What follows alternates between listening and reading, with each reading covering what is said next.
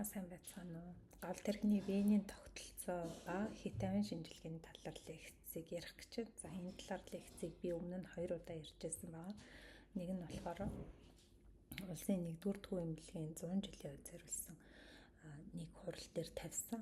Нөгөөх нь бол мэдрэлийн эмчнэрийн тархины судасны Доплер дүвлэгсийн хитамин шинжилгээний эрчимжүүлсэн сургалтын дээр бол мэдрэлийн эмч нарт ярьжсэн байгаа.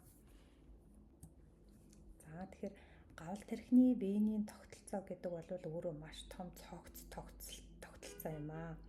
Хэд хэдэн янзын венээс бол тогтдог. Үндсэнд нь 4 вен байна гэж үздэг юм байна. За тэгэхээр нэгдүгüүрт нь церебрал вен. Өөрөө энэ нь өнгөц буюу superficial cerebral vein, гүн буюу deep cerebral vein гэсэн хоёр хэсгээс бол хуваагдчихдаг. За гүний венийн тогтолцоо бол завсрын тарих, тал бөмбөлгийн гүний цагаан бодис, таламус, суурин зангилаанаас цусыг бол венийн цусыг хураагаад grid cerebral vein руу бол цутгаж идэг бахнэ.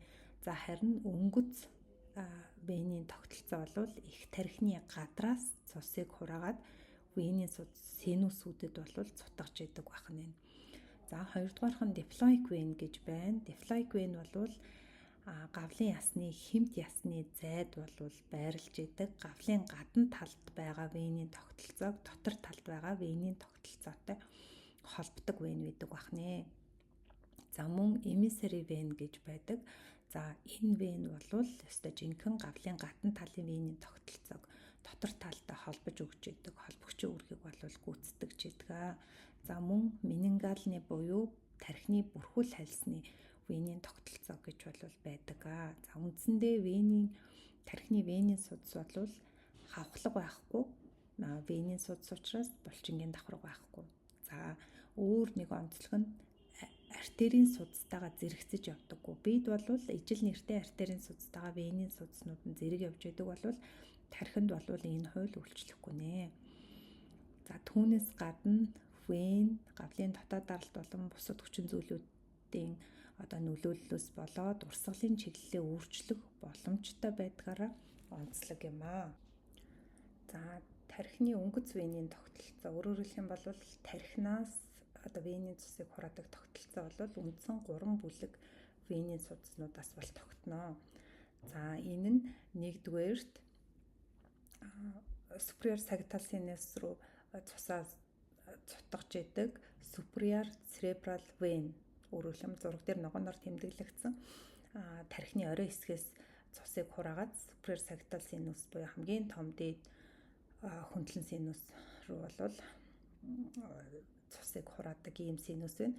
За хоёрдугаартх нь middle cerebral vein. Чамархан болон дугцуулаан дэлбэнгийн уул зүр сильвийн ховллын хэсгээс цусыг хураагаад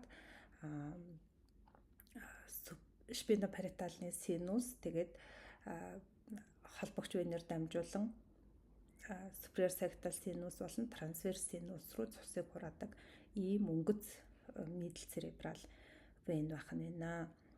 За гуравдугаарх нь бол тархины суур доод хэсгээс цусыг хураадаг inferior cerebral vein гэж байна. За энэ вен бол цусаа хураагаад кавернозны синус болон трансверсны синус руу бол цуглуулж өгдөг байх нь байна. За өнгөц middle cerebral vein бол хоёр янзын холбогч венээр дамжуулан дээд болон доод хөндлөн синус руу бол хураадаг цусаа бол нийлүүлдэг байгаа. За энэ дээд superior sagittal sinus руу бол троллардын анстоматик вен, за transverse sinus руу бол лабегийн анстоматик венээр дамжуулж хураах нэ. Байх нэ. За тэгвэл гүний хэсгээс цусыг хурааж байгаа венийн судаснууд бол ямар байдаг вэ гэхээр хоёр ширхэг internal cerebral vein гэж байна. За internal cerebral vein бол таламостратальны вен, хороидальны вен гэд хоёр хуваагдчихэдэг. За энэ хүү доорх хэсэг дээр бол арын зураг дээр нь бол харагдаж байна. Их тархины тал бөмбөлгийн завсраар ховдол дагаж орж ирээд хуваагдж байгаа нь бол харагдаж байгаамаа. За хоёрдугаарт нь хоёр ширхэг розентал, базал вен гэж байдаг. За энэ бол тархины урд хэсгийн вен, тархины гүний дунд вен гэсэн буюу сильвийн вен гэсэн хоёр вентэй. За уртлын зураг дээр тархины багнан хэсэг буюу дунд тархийг орж ирээд урагшаа тархины тухны хэсгээс цусыг хурааж байгаа anterior cerebralны вен харагдаж байна. За ингээд түүнээс хоошоогоо deep middle cerebral вен болвол залгаж явж байна. За энэхүү хоёр венийн төгсгөлийн хэсэг болвол басал вен гэдэг ингээд тэмдэглэгдсэн байгаа нь бол харагдаж байна. За internal cerebral vein болон great басалны венүүд нь great cerebral vein of Galen-аас болвол салж идэг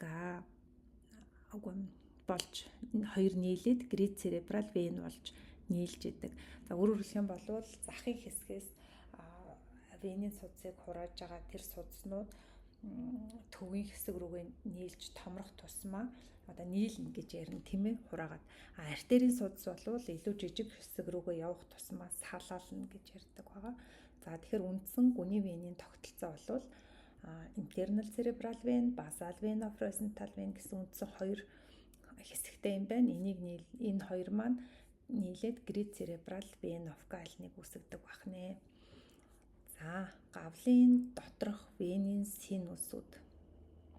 За венийн синусуудыг бол маш олон янзаар ангилдаг. За венийн синус гэдэг бол гавлын хөндий доторх хатуу хальсны дундах зай бөгөөд энэ тусдаа венийн судасгүй мөртлөө венийн одоо цусыг хурааж идэг ийм урсгаж идэг ийм хэсэг байгаа юм аа. За нэгдүгüүрт нь байрлалаар нь ангилж болно. Хоёрдугаарт нь энэ синус нь хос биш үү гэж ангилж болно.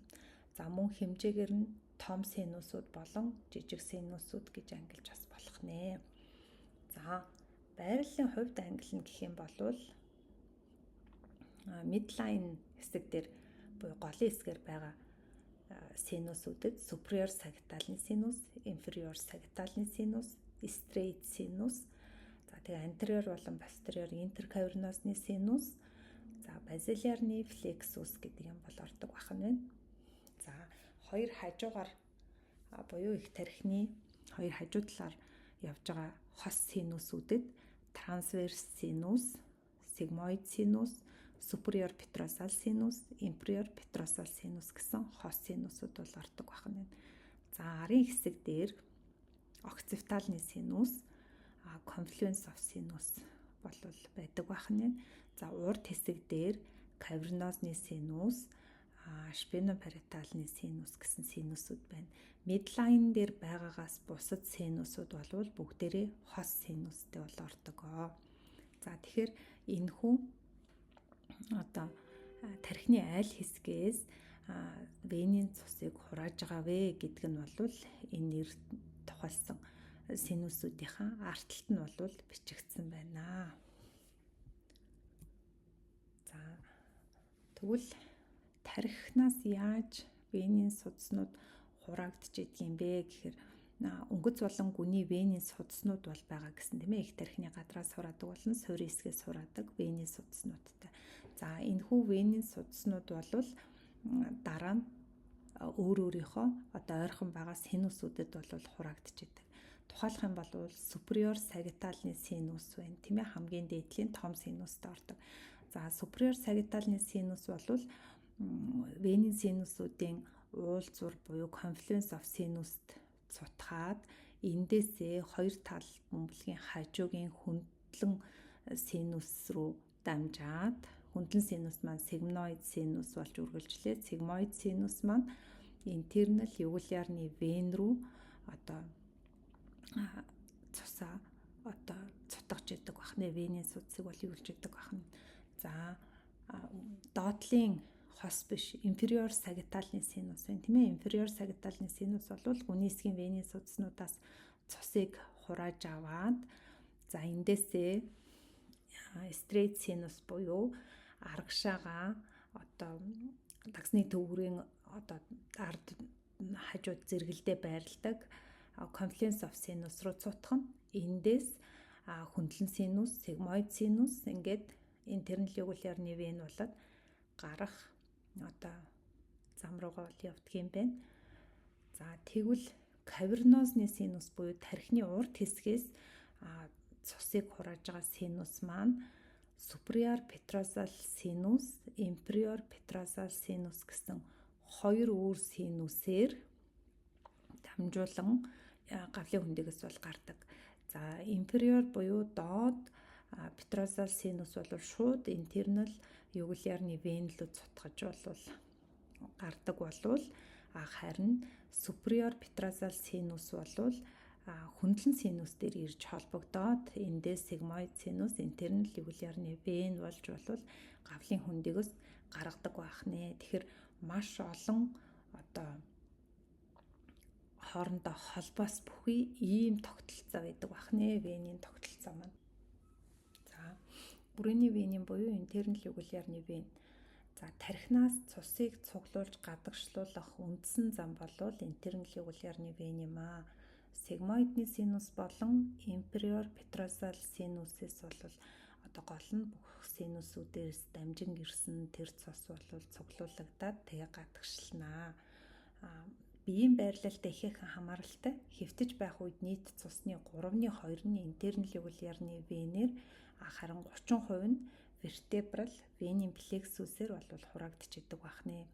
За нуруугаараа дээшээ хараа хэвтэж байгаа тохиолдолд internal jugular vein руу бол бүх венийн цуснууд бүрэн цутгаж идэг болвол босоо байрлалд internal jugular vein-ийн цусны урсгал буурч хаяада бүрэн хоосрогч тохиолдол байдаг байх нэ.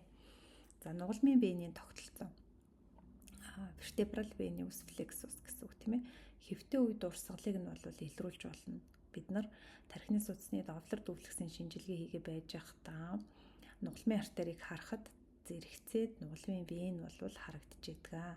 За энэ бол олон сегментийн анстомосоор холбогдсон уртааш сунаж байрласан хавхлаггүй судастай адилхан ийм тогтолцоо юм. Нийт хөндлөн огтлын талбай нь гүрээний вений тогтолцооныхоосоо илүү эдэг гэж үздэг. За нугасны венийн тогтолцоо нь урд ба арын нугалмын доторх вен, урд ба арын нугалмын гаднах вен гэсэн хавсарсан тогтолцоотой. За мөн posterior condylarny vein энэ бол sigmoid sinus, occipitalny sinus, vertebral vein plexus, suboccipitalny plexus болвол хамаарагдаж байгаа. За lateral condylar vein бол internal jugular vein, vertebral vein plexus, за хатуу хальсны артер венийн пистулийн эндоваскуляр эмчилгээнд бол ихээхэн ач холбогдолтой байдаг. За anterior condylarny vein бол internal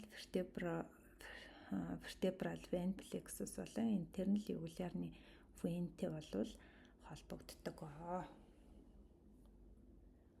За нугалмын венийн тогтолцоо буюу vertebral vein plexus. За энэ бол anterior intraspinal segment, posterior intraspinal segment, anterior болон posterior extraspinal сегмент гэсэн үндсэн эсгүүдтэй гэж түрүү хэлсэн тийм ээ. За тэгэхээр anterior intraspinal-ны сегмент бол энэхүү зурагт яаж харагдаж байгаа юм бэ гэхээр нэг гэсэн тогтоо харагдаж байна.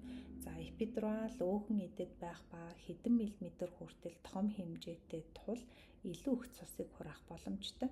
Хүзүү толгойн холбоос хэсгийн венийн тогтолцоо нь урд, арын, хажуугийн холбогч венүүдээр IPS basilarny plexus-ээс цусыг бол давхар хурааж идэг байх нэ. За posterior intraspinal-ны сегмент зурагт бол хоёр гэсэн тоогоор харагдаж байна. За хангалттай сайн хөгжөөгүй жижигхэн хэсэг байдаг ба occipitalny sinus, confluence of sinus-ээс цусыг бол хураахад оролцож идэг байх нь. За posterior extraspinal segment энэ бол зурагт 3 гэсэн тоогоор тэмдэглэгдсэн байна. За илүү чухал ач холбогдолтой хэсэг ба нугалмын артер ба хүзүүний гүний венийн тогтолцооноос бол тогтж идэг.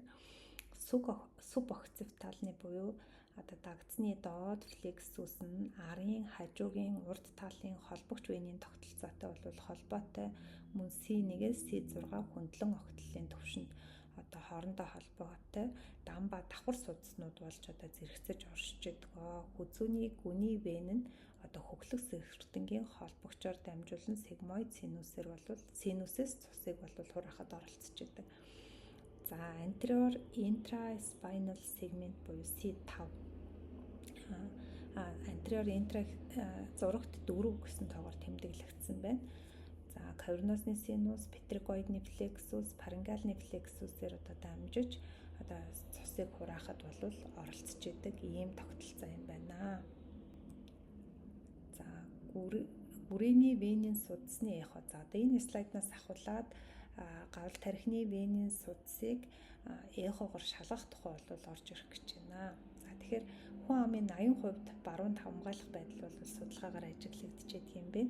За анатомийн байрлалын хувьд бол хэд хэдэн хувилбартай. За зураг нь бол дээд хэсэг дээр харагдчихэв. Илүү доторх талдаа одоо интерн лигулярны вен нь гүрээний артерийнхаа дотор талд байрлах нь ердөө 1% эзэлж идэг бол гүрээний ерөнхий артерийнхаа гадна талд байрлах нь 22.2% эзэлдэг юм байна. За зэрэгцэж орших дундаа гүрээний ерөнхий вен нь гадна талдаа гадна урд талдаа байрлах нь бол нийт одоо тохиолдлын 50 орчим хувьд нь байдаг байх хэвийн бариант байх нэ. Гэхдээ аль нэг нь одоо жишээ нь венийн судас, артерийн судасныхаа дотор талд байрлаж байгаа нь эмгэг гэсэн үг ерөөсөө биш. Энэ бол анатомийн хэвийн хувилбарууд гэдгийг ойлгох хэрэгтэй. За гавлын дотор хэсгээс цусыг цуглуулахаас гадна нүүр хүзүүний хэсгээс бол энэ венийн тогтолцоо бол цусыг хурааж идэг. За үндсэнд нь байрлалын хувьд 3 хэсэгт бол хувааж үздэг.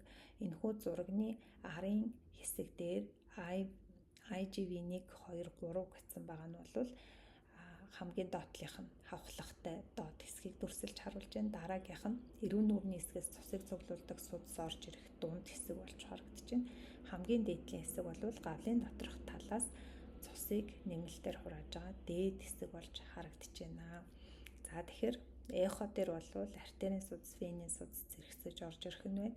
Венийн судас бол өөрөө урсгал нь артерийнхаас шал өөр, пульсацгүй ингэж орж ирэх нь байна.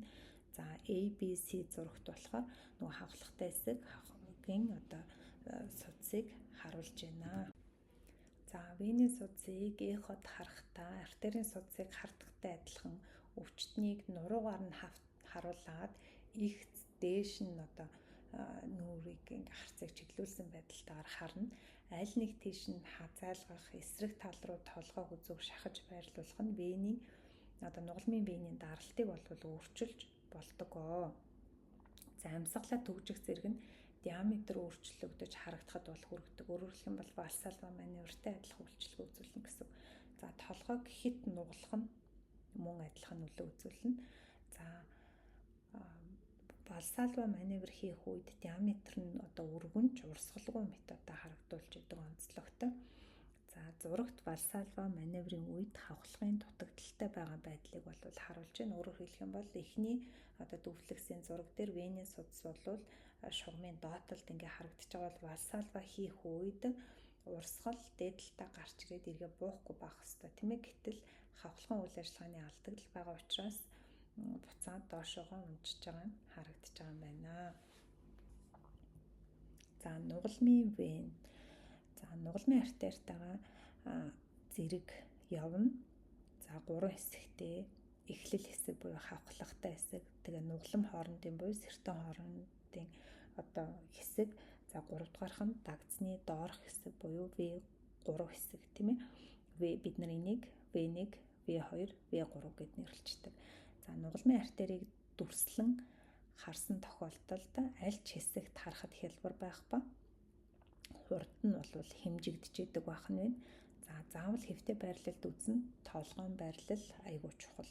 Аль нэг тийш нь хүзүүг нугалсан, шахсан, дарсан байрлалтай биш амьсгалыг төгжээгүй байх нь одоо шинжилгээг үнэн зөв хийхэд туслах нэ.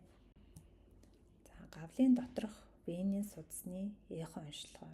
За өмнөх 2 слайд бол интерн лигулярны вен болон вертебрал венийг бол гавлын гадна талд байгаа венийн тогтолцоог бол харахад зориулагдсан байсан бол энээс хоошоо бид нар гавлын дотор талд байгаа венийн судаснуудыг харахыг оролдоно. гавлын доторх венийн судасны эхо уншилгаа хийхдээ артер үздэхтэй адилхан 1-3 мГц-ийн давтамж бүхий үүсгэн бүртгэгчийг ашиглан чамархан цонхоор ихэнхдээ бол харнаа.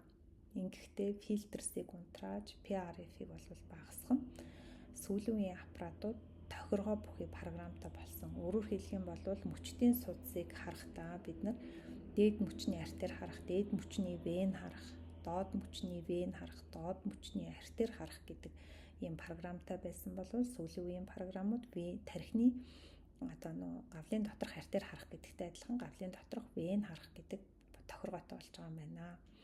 За өвчтнөө нуруугаар нь дээш нь харуулж хэвтүүлнэ.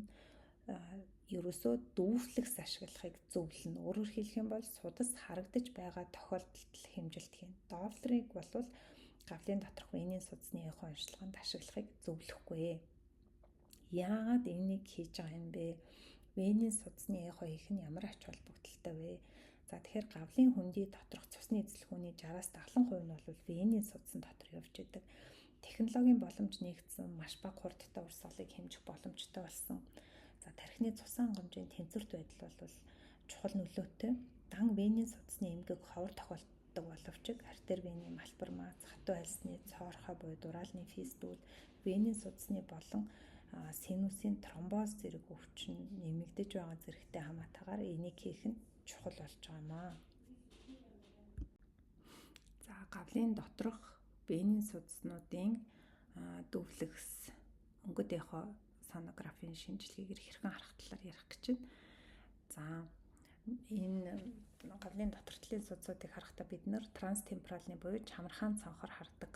Тэгээд аксиал флейн дээр за хэрвээ аль бид нар гавлын дотортлын судсыг харахтаа ингээд артерийг ч гэсэн харахтаа байрдаг байрлал маань байна тийм ээ. Үндсэн чигээр нь талын чамархан цонхноос нөгөө талын эсрэг талын чамархан цонхны чиглэлд яг завсрын дунд тархиа хараад дунд хэсгээр нь эхо долгионыг чиглүүлж харна гэж үүдэг тийм ээ. За үүнтэй адилхан байрлалаар бид нар гавлын дотор талын гүний венийн судсуудыг харах боломжтой. Өөрөөр хэлэх юм бол их тархины гатар дээр байгаа өнгөц венийн тогтолцоог бол бид нар харах боломжгүй.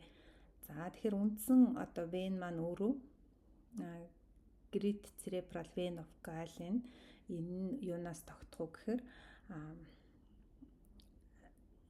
basal vein of Rosenthal vein болон internal cerebral vein гэсэн хоёр хэсгээс тогтдог тийм ээ. За үүнээс гадна харагдах боломжтой вен бол deep middle cerebral vein бахнэ.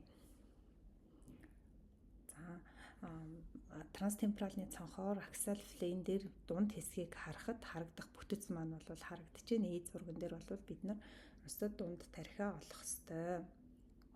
За ингээд даатчийг чиглүүлэх байрлал бол B зураг дээр харагдаж байгаа бол C зураг дээр бид нар яг аль хэсгийг харж байгаа вэ гэдг нь ингээд дөрвөлжин шар хайрцагласан байдалтай дунд тархины эргэн тойрны орчим харагдана шүү гэдг нь тод харагдаж байна. За deep middle cerebral vein. За deep middle cerebral vein бол зурагт A зурган дээр цэнхрээр харагдаж байгаа энэ хэсэг бахан байна. За энэ вен нь бол нийтдээ 80 орчим хувьд харагдах боломжтой. Бид нэр эхлээд эхо дүрслэлээр дунд тархиа олж хараад middle cerebral артерийг бол эхэлж харах юм байна. За ингээд insularly region, stratum, caudal part өөрөөр хэлбэл судалт биеийн сүүл хэсгээс бол цусыг цуглуулдаг юм байна. За харааны зөвлөгийн төвшөнд anterior cerebral vein-тэй нэгдэж basal vein of Rosenthal-ыг бол үүсгэж идэг. Заримдаа сильвийн венээр шууд кавернозны синуст цутгаж болдог бахнэ. За бид нар яаж харах вэ гэхээр транстемпоралны цонхоор axial midbrain plane-ийг бол харах нь байна. За эхлээ B мод дээр харна тийм ээ. Хар цагаан зураглал дээр дунд тархиа олж харах хэрэгтэй. Дараа нь өнгө өгнө. Тэгээд middle cerebral артерийн EM1 болон EM2 салаа бол харагдаж байх хэрэгтэй. За мэдээж маш бага одоо PRP-тэй болгосон байгаа учраас Eliasing эффект байх учраас шууд одоо ялгаж танихад мэдээж хэцүү байна. За гэхдээ нийт тохиолдлуудын 64-91% бол энэхүү судсыг илрүүлэх боломжтой. Урсгалын чиглэл ихэвчлэн үүсгэн бүртгэгчээс холдож байх талтай. За урсгалын хурд ойролцоогоор 9 дээр нэмэх хасах, систлийн хурд нь 9 дээр нэмэх хасах 3, диастол нь 6 дээр нэмэх хасах 2 байдаг бахна. За B зурагт аль судсыг харах гэж байгаа юм байгаа бол B зурагт өнгөгүүд Eliasing эффект өгж байгаа ч гэсэн аль нь артерь, аль нь вен вэ гэдгийг дүрслэх боломж бол гарч ирсэн байна. За ангиографийн шинжилгээнд дээр артерийн дотор талаар явж байгаа венийн судас нарийнхан ч гэсэн харагдаж байна. D зурагт венийн урсгалын хурд орж ирсэн байгаа нь харагдаж байна. За энэ тэгэхээр хамгийн одоо харах боломжтой судаснуудын нэг юм аа. За basal vein of Rosenthal. Rosenthal нь anterior cerebral vein, middle cerebral, deep middle cerebral vein хоёроос тогтно гэсэн тийм ээ. За энэ бол яг дунд тархины хажуугаар түүнийг дагаж одоо явж байгаа энэ судас байгаа юм, венийн судас байгаа юм.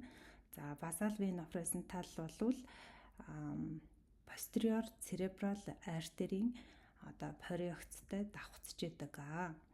За тэгэхээр духны суур хэсэг, гиппокамп, парагиппокамп, лимбийн тогтолцоо, гипоталамус, дунд тарих, суурийн зангилаа, дотор капсул хэсгээс бол цусыг хураана. Үндсэнд нь 3 хэсэгт хуваах боломжтой. Арын сегмент нь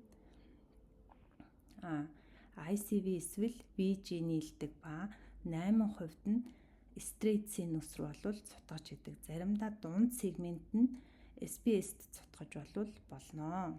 Олж танихтаа яах ёстой юм бэ гэхээр транстемпорал цонхоор axial thalamic plane-ийг бол бид нар харах ёстой. Мэдээж эхлээд B мод дээр харна. За ингээд дараа нь өнгө өгсөний дараа одоо судсаа тодорхойлж харах нэ. Бид нар ихэвчлэн posterior cerebral artery-ийн P2 сегмент дээр бол вений урсгалыг нь харна. За урсгалын чиглэл үүсгэн бүртгэгч рүү байна. За хурд бол систол нь 12 дээр нэмэх хасах 4, диастол нь 9 дээр нэмэх хасах 3 буюу одоо deep middle cerebral vein-ээс арай илүү хурдтай байх нь байна. За C зураг дээр ангиографийн ангио дээр дүрслэгдэж байгаа дээр дүрслэгдэж байгаа дүрслэл бол харагдаж байгаа бол D зурган дээр урсгалын хурдыг хэмжсэн байгаа нь харагдаж байна. За дараагийн харах боломжтой вен бол internal cerebral vein. За internal cerebral vein болон basal vein of Rosenthal хоёр нийлээд Gallen венийг бол үүсгдэг тийм ээ. За тэгэхээр энэ маань хоёр талбан бүлгийн талаар яваад завсраар яваад тэгээд ховдол руу болвол орж идэг. За онцлог нь Монрогийн нүхний төвшөнд буюу интервентрикулярны промны төвшөнд таламостратал вен болон cavum septum pellucidийн таславчийн вений нийлбэрээс бол үүсдэг юм байна. За 3 дугаар ховдлын судслаг бие буюу телохороида ба таламусын дагуу бол явж өнгөрдөг. Голчлон таламусын дээд ба дунд хэсгийн цусыг бол энэ вен хураадаг бахнэ. За транстемпоралны цонхоор axial thalamic болон sella media plane-ээр харах нэ. За ерөнхийдөө шалгах боломжгүй байдаг. Урсгалын чиглэл үүсгэн бүртгэгч рүү ойртож болно, холдож болно. Урсгалын хурд харьцангуй багатай харагдаж идэг бахнэ.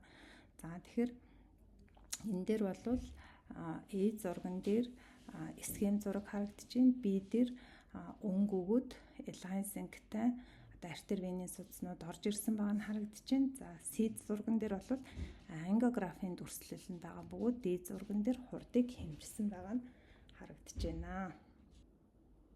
За great cerebral vein of Gallen бол одоо харж болох сүүлийн том тархины вен юм аа. За онцлог нь бол квадрогимналын цистернд байрлаж идэг богино хос биш вен өгөөд стрейт синус руу бол цутгаж идэг. За транстемпоралны цонхоор аксиал таламик плейнээр бол бид нар харна. За бие зурган дээр одоо эхо дүрслэлт гибрехоген цагаан боргоцой болчихрахын ард бол орж ирж байгаа судсыг бид нар харж байна. За ерөнхийдөө 30-аас 90 орчим хувьд нь бол энэ нөхөө судсыг шалгах боломжтой гэж үздэг. Урсгалын чиглэл 2 чиглэлд буюу үүсгэн бүртгэгч рүү ойртож болно, холтож болно. За урсгалын хурд бол дунджаар 12 дээр нэмэх хасах 4, диастал нь 8 дээр нэмэх хасах 3 буюу өмнөх жижиг судснуудаас хамаагүй илүү хурдтай байна. За одоо бид нар синусүүдийг харах талаар ярих гэж байна. За синусыг харахтаа ч гэсэн бид нар транстемпоралны цонхоор аксиал плейнээр арын хэсэг рүү чиглүүлэх баягтай эхний ээлжинд хардаг синусүүд гэж байна. За ингэхдээ бид нар юуг харах боломжтой юм бэ гэхээр үндсэн 2 синусыг харах боломжтой. Нэгдүгээрт нь straight синус, хоёрдугаарт нь confluence of sinus. За confluence of sinus бол хөндлөн синус болон superior sagittal sinus-ийн уулзуур байгаа тийм ээ. За тэгэхээр зурган дээр транстемпорал цонхоор даатчгаа бид нар ард тал руу буюу дагцны хэсэг рүү чиглүүлсэн байдалтай одоо шар одоо дөрвөлжин дотор харагдаж байна. За тэгвэл даатчгийн байрлал маань транстемпорал цонхоор боловч арагш чиглэсэн эсрэг талын чамархай руу биш байх нь тийм ээ. За харагдах талбай маань тархины баг тархины арын хэсэгт яг хөндлөн синусын хамгийн их тодорч харагдаж байгаа тэр бүс дээр одоо чиглэсэн байгаа нь тэр C зурган дээр харагдаж байна. За straight синус болвол галлины вен шууд цутгаж байгаа үргэлжлэл синус байгаа тийм ээ. За энэ бол хос биш, гурвалжин хэлбэртэй дундаж урт нь 50 мм буюу 5 см орчим урттай синус юм байна. Vein of Galen болон ISS-ийн нэгдлээс үүсдэг ба confluence of sinus руу бууж ихэвчлэн зүүн талын transverse sinus руу үргэлжлэн цутгадаг. Аплази маш ховор тохиолддог буюу байнгын байх ёстой байранда байж идэг байх нэ. За яаж одоо харах вэ гэхээр транстемпорал цонхоор аксиал таламик плейнээр дагц руу чиглүүлсэн байрлалтай бид нар бол харах юм байна. За боргоцой булчирхай ба дагцны дотор төвгөрийн хооронд байгаагаар бид нар бол баримжаална. Бие зурган дээр эхоонтой гурвалжин одоо сумаар заасан байгаа хэсэг болвол дагцны төвгөрийг бол харуулж байгаа маа. За ойролцоогоор 50-аас 80% бол шалгах боломжтой. За вено эмрайн дүрслэл дээр бол 3 сумаар дараалуулан заасан байгаа тэр хэсэг бол straight синусыг зааж байгаа юм. За хурдны хувьд бол систол болон диастолын хурд нь одоо бичигдсэн байна. За confluence of sinus. За венийн цусны гол хувирлагчийн нэг бөгөөд дагцны төв дотор төвгөрийн урд одоо байрлаж идэг. SSS-ээр дамжуулан өнгөц венийн тогтолцооноос superior sagittal sinus гэсэн үг шүү дээ тийм ээ. Тэгээ straight sinus-ээр дамжуулан гүний венийн системээс цусыг цуглуулж хоёуланг нь хооронд нь холбож идэг ийм синус байх нь байна. За эндээс цусыг трансверс синус болон сигмоид синусээр дамжуулан интернал югулярны вен рүү болвол шилжүүлж идэг байх нэ. За транстемпоралны цонхоор аксиал таламик midbrain pontine плейнээр болвол харнаа. Эсрэг талын зураглал хамгийн сайн харагдаж идэг. Өөрөөр хэлэх юм бол баруун талаас харах юм бол зүүн талын confluence of sinus нь илүү тод харагдана гэсэн үг ээ. 30-аас 60% бол шалгах боломжтой гэж үздэг юм байна. За урсгалын хувьд бол систол болон диастолыг тоогоор илэрхийлсэн байна. За зураг дээр А зурагт диаграмчилж харуулсан байна.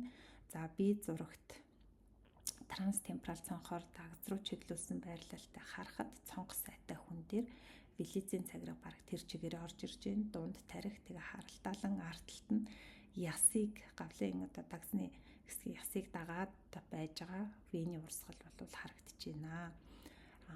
С зурган дээр ангиографт хэрхэн харагдах тухай имра ангиод яаж харагдах тухай бол харагдаж байна. Венографын зураглал дээр харагдах байдал нь бол харагдаж байна. За дээд дүрслэл дээр бол хурдыг нь үзүүлсэн байх нэ. За Confluence of Sinus бол хэдэн янзаар хоорондоо холбогдож болох юм байна. За эхний одоо дундаа зайтай ийм байрлал одоо холбогдох анатомийн хувилбар бол ойролцоогоор 30 орчим хувь байдгийн байна. За тэрний доотлолт байгаа хувилбар энэ үсэг шиг хувилбар бол бас 40 орчим хувь. За хоорондоо нийлээгүй байх хувилбар бол ердөө 10% байдаг байх нэ. За сая бол арын хэсэгт харах боломжтой 2 вений синусыг хэлсэн бол одоо урд байрлалд харагдах боломжтой 2 синусийн талаар ярих гэж байна.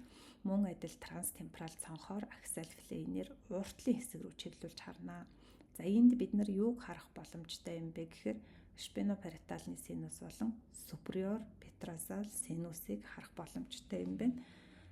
За транстемпоралны цонхоор аль хэсэг рүү чиглүүлэх вэ гэдэг маань өөрөө зураг дээр харагдаж байна. За коронал зүслэг дээр цонхоо даатчга чигэрэн чиглүүлэх биш доош нь хазаалгах маягтай харна шүү гэдэг нь би зураг дээр харагдаж байгаа бол С зураг дээр синусийн байрлах үндсэн анатомийн байрлал энд байгаа шүү гэдгийг төрсөлжээ. За спинопариталны синус 2 хэсэгт хуваагдана. Сильвийн венэс цусыг цуглуулж эхэлдэг. Сильвийн вен гэдэг бол суперфициал middle cerebral vein тийм ээ. За олж танихтаа бид нар яах ёстой юм бэ гэхээр транстемпоралны цонхоор аксиал upper pontine planar буюу гарцсангуу одоо дунд тархинаас доошогоо гүүрийн дээд хэсгээр харна гэсэн утгатай байна тийм ээ. Гибрехоген спиноидны бон лесер вингийг олж баримжаалах ёстой. Тэгэхээр бид нар цайраад яс орж ирж байгааг харах ёстой байна тийм ээ. Deep middle cerebral vein-тэй бол андуурагдах тохиолдол бол их байдаг. Урсгал нь үүсгэн бүртгэгчээс холдож урсна. Сильвийн венээс ирж буй хүчтэй урсгалтай байдаг. 70 орчим хувьд илрүүлж харах боломжтой. За урсгалын хувьд харьцангуй өндөр буюу систэл нь 18 дээр нэмэх асах 6 байдаг байх нэ. За энэ урт хэсэгт харах боломжтой дараагийн венийн синус бол superior petrosal синус. За superior petrosal синус нь кавернозны синусээс сигмоид синус руу цусыг гатгшлуулах дамжуулах синус байгаа.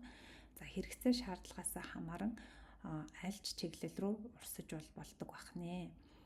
За транстемпоралны цонхоор гүүрийн дээд болон доод хэсгийг хөндлөн зүсэж харах хөндлөнгөөр нь харах юм байна.